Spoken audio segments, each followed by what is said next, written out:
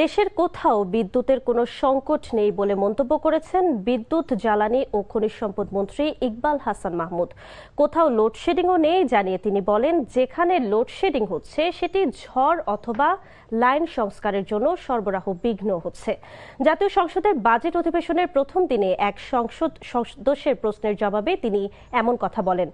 তবে জ্বালানি মন্ত্রীর এমন জবাবের প্রতিবাদ জানিয়ে সংসদ সদস্য রুমিন ফারহানা বলেন, গ্রামাঞ্চলে 10 থেকে 12 ঘন্টা লোডশেডিং হচ্ছে।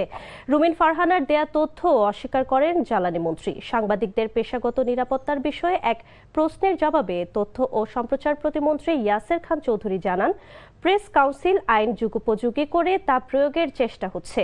এ সময় শেখ হাসিনা সরকার স্বৈরাচারী হয়ে ওঠার সহযোগী সাংবাদিকদের বিরুদ্ধে আইনি পদক্ষেপ নেয়ার আহ্বানও জানান সংসদ সদস্য হাসনাত আব্দুল্লাহ।